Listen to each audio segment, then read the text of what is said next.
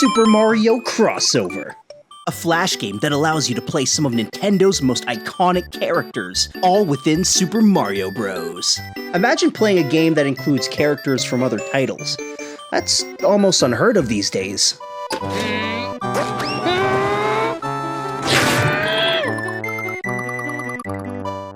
Yeah, well, crossovers were actually pretty common. But the point I'm trying to make here is the actual gameplay. Imagine being able to play Super Mario Bros. With Mega Man game mechanics, or hell, Ninja Gaiden movement.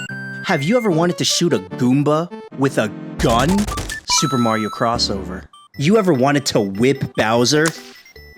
Super Mario Crossover, baby! Also, apparently, pornography. What the hell is even that? Onto the game, we're greeted with a pretty rad title screen. Man, it's like watching a Nintendo Avengers movie. The game itself has a lot of options for customization, from changing the type of power-ups you can get to even changing the graphics of the level. Now this is where the fun begins. You got Link, Mega Man, Samus, Ryu, Bill, Sophia the Third, Simon Belmont, and of course, Mario and Luigi. That's a pretty stacked roster. Man, if you play this game in front of a kid in the 80s, this would absolutely just blow their minds. It's like the equivalent of showing me Master Chief in a God of War game. Oh, well, okay, well, I guess you could do that too nowadays. Like that!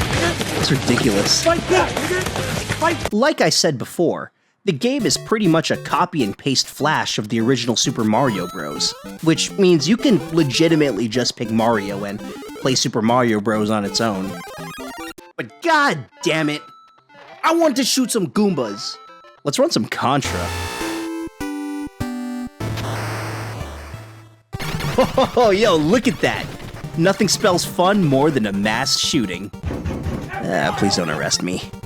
Now, from what I understand, the default power-ups you get from Super Mario Bros. Have different effects for each character on the roster. Generally, the mushroom that makes Mario grow just gives you the upgraded version of the character's default weapon. The flower gives you a power-up that's native to the character's original game. A good example is Mega Man getting Metal Man's blade from Mega Man 2.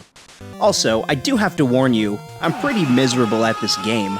Growing up, I was always more of a console player, so I'm a big controller guy. Using keys to play games is still something I'm getting used to. Regardless, who the hell wants to play on a keyboard? What am I, a pianist? After playing through some of the game, you kinda realize that there are some characters that make certain levels a whole lot easier to play through. Just look at this mess. I'm getting my ass handed to me whenever I play as Bill or Belmont, which, I mean, is valid. Fighting off monsters is hard to do when you're swimming in the ocean, especially if you're trying to use a whip, but a gun should be more effective than throwing fire inside of water.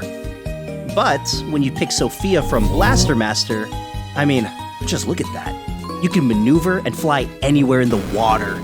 If you were ever curious on who would win in a 1v1 against a tank and a squid, well, first off, it shouldn't even be a question, and second off,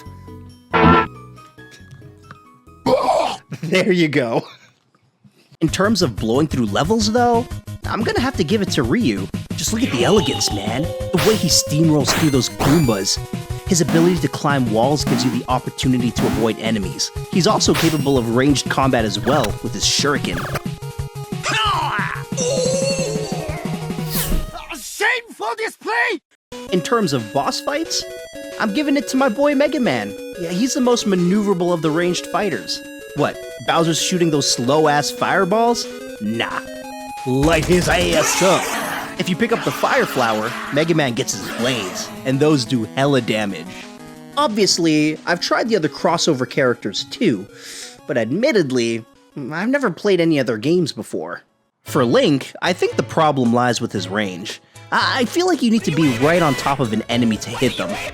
His range attack is his boomerang, but it doesn't do any damage. Actually, it's meant for just stunning the enemy. Personally, I prefer using Belmont's whip or Mega Man's projectiles. They just seem more effective.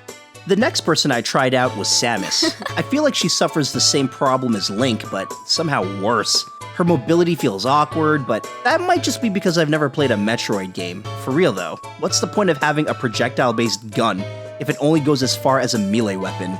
Okay, there is absolutely no way that someone with this much cake sucks this badly. Okay, you know what? I gotta look this up, because maybe she's getting nerfed somehow. Upon further inspection of the settings, I noticed the power-up option set to classic. Maybe this is why I'm only getting mushrooms and the fire flower, so let's just go ahead and toggle it to modern. I'm through with words. Better give it your all.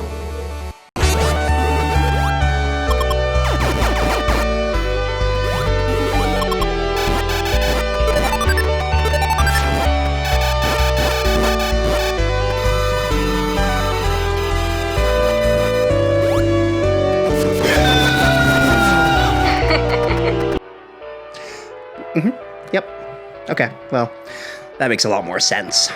With modern power-ups on, Samus becomes a god. She has a huge arsenal of weapons at her disposal. It's like I'm playing Iron Man. Samus isn't the only one who gets a buff, though. Bill also gets some upgrades to his weapon. Like, look at that. What kind of machine gun even does that? I don't know. Maybe it's incendiaries. All in all, the game's pretty awesome. I mean, every character has their own mechanics, so it's like playing their game, but with Super Mario levels. Another cool thing about this game is that it offers different variations of each character. And when I say different variations, I mean that some of the skins even modify certain attributes. For me, man, I only choose it if I like the drit. For Castlevania, I always choose Simon Belmont from Simon's Quest, mostly because the music slaps.